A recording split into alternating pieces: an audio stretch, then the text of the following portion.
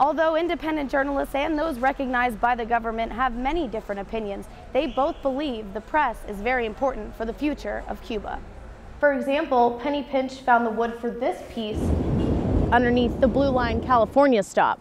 We begin with winter weather, another storm on the way to Center County just in time for the weekend. Travis Patterson is live outside Innovation Park with the latest on what we can expect. Since our recent visit to Tussey Mountain, the new snow machines are officially up and running. On this edition, we take a closer look at education in Chicago. It'll be up to voters to decide who will be the head of this office following the February 24th elections. And while the community is hopeful for just one more summer of movies, Jim LaPuma is looking forward to the next 32.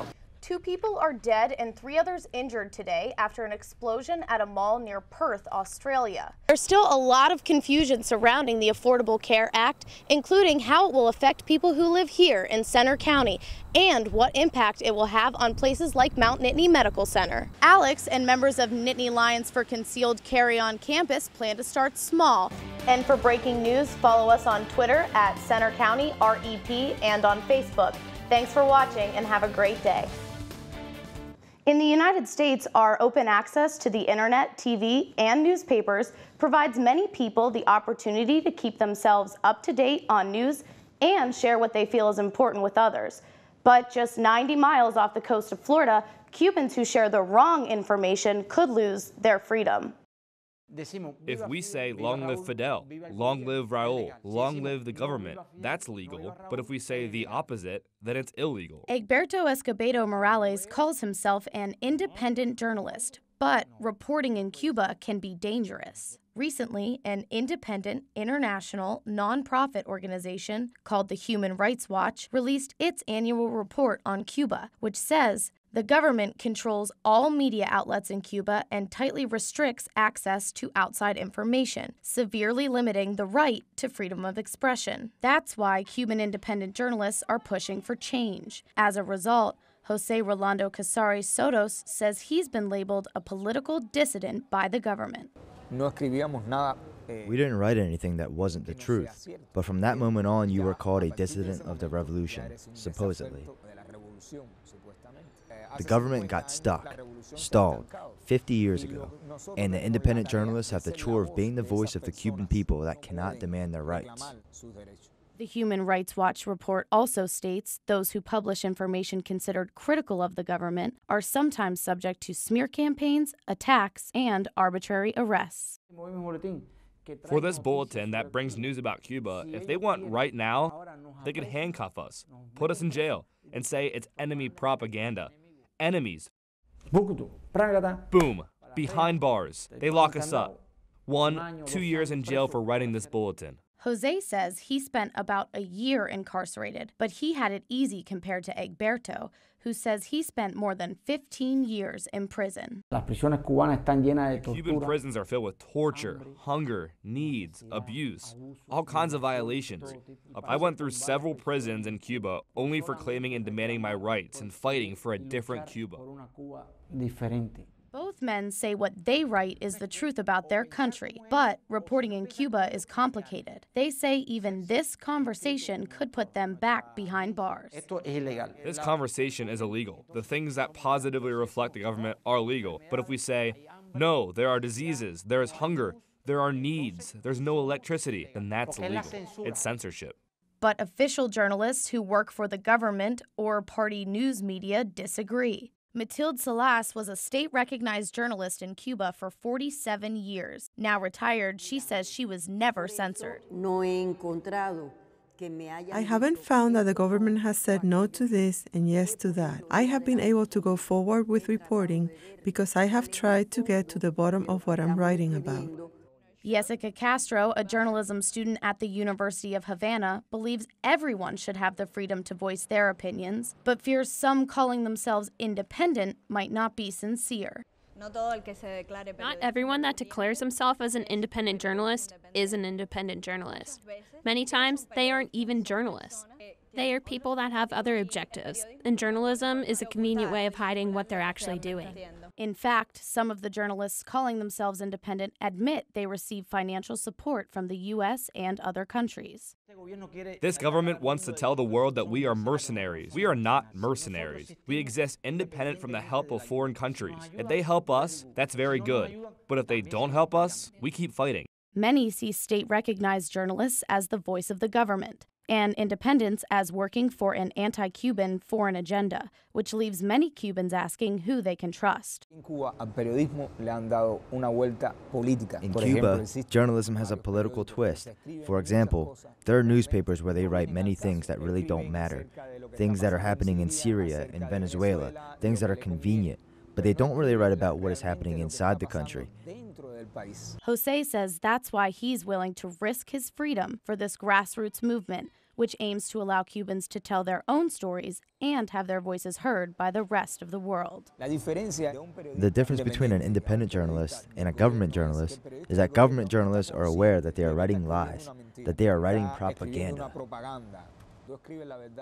I write the truth. When you write the truth, for example, if you write about something that wasn't in the government press, that gives you a little bit of prestige in society. There are many people that say, hey, this is true, it happened here, and it wasn't in the newspaper because it is not government propaganda. Although independent journalists and those recognized by the government have many different opinions, they both believe the press is very important for the future of Cuba. So important that Jose plans to travel to Miami to take journalism courses. This trip is going to cause a lot of problems for me. On this trip, I am going to prepare to be a better journalist. I'm going to learn many things that I don't know and that I have never been able to know because of the wall that exists in Cuba. A wall independent journalists claim denies Cubans free speech, one Jose hopes to break down. I know that when I come back, I'll have better tools for work, but I'll have even more pressure from the security forces. I'm very scared, but in reality, if I don't do it, who's going to do it? It seems like when we're born, we're injected with a virus of fear. But we have to find the antidote, and the antidote for that virus is us, the journalists. According to the Constitution of the Republic of Cuba, citizens do have the right to freedom of speech and of the press, as long as they uphold the aims and objectives of the party. A busload of North River Consumer Council members surprised officials at the Chicago Department of Public Health Wednesday. We don't want the crisis to happen. We're trying to prevent it. The crisis is personal for Becky. She's a patient at North River Mental Health Center, which has had significant service cuts like many of the city's clinics since 6 were shut down in 2012. There has been no psychiatrist on staff since July at North River. I know what happens when I don't get my medication. It's not safe. Becky says she has struggled with mental health issues her entire life. There is no plan. Consumers aren't being told anything except there may be a temporary psychiatrist at the end of the month. Their first stop was the Department of Public Health, where they spoke to Public Affairs Director Brian Richardson. He told us to shoot him an email, but we told him we would just go to the mayor's office and let them know our concerns. After a short ride to City Hall, the group talked to a spokeswoman from the mayor's office. I did feel discouraged because she was basically sending us back into a hostile environment without intervening. Clarabelle Estrella also depends on mental health care to treat her depression, which started about 30 years ago after giving birth to her son. We need to have a healthy mind in order to function. Becky said the North River Consumer Council won't give up until they have a solution. In an email, the Department of Public Health said they remain committed to fixing this problem. In the Loop, Rachel White, Medill News Service. The Affordable Care Act has been the cause of a lot of confusion since it launched on Tuesday. I don't really know anything about it. I'm not going to lie, I'm not that informed about that. But Dr. Jonathan Clark is informed. He's been studying health policy administration for years. Think of the Affordable Care Act as health insurance reform as opposed to health care reform. You know, there's a lot of anxiety. Enough anxiety to divide Congress, propelling them into the first government shutdown in nearly 2 decades. There are lots of issues that in the healthcare industry that the law does not address. Annie Harris has insurance, but says Obamacare doesn't address the real issues in healthcare. She's been living with cerebral palsy. They had the right idea. Thinking of implementation as it was not thought out appropriately. She's upset that Obamacare doesn't require physicians to provide care to people with government insurance, like those with disabilities. There's still a lot of confusion surrounding the Affordable Care Act, including how it will affect people who live here in Centre County and what impact it will have on places like Mount Nittany Medical Center. Jonathan says only time will tell the amount of influence Obamacare will have. I'm Rachel White for the Centre County Report. He's incredibly demanding to work for, but the great ones are. Assistant coach Steve Aird has known Russ Rose for more than 15 years. The reason Penn State volleyball's been so good is that the school and the community has allowed him to be him. Rose agrees. I think I was very fortunate that I had Tim Curley as my athletic director for as long as I did, and Dr. Spanier, because I think the greatest years that we had in women's volleyball was with their leadership. Most important, they allowed me to be who I am. And what he is a no-nonsense guy. He's incredibly charismatic. He cares about his players a ton, but he demands the most from them. That's the essence of coaching and teaching, is trying to get people to do things that at the start of the day they don't really want to do. He's demanding, but he's built hundreds of lifelong relationships along the way. When I look at the pictures and I look at the people, I look at you know, what I said to them when they were being recruited, and I look at the relationships that I have with some of them now. But coaching champions for 35 years comes with a steep price. I missed seeing all 4 of my children grow up, but I think if I would have done that, we wouldn't have had the success, because I was the only one that's always cared for 35 years. I spent the last 35 years with other people's children. And many are grateful for his sacrifice. No matter what he would get into, I think he would be exceptional at it.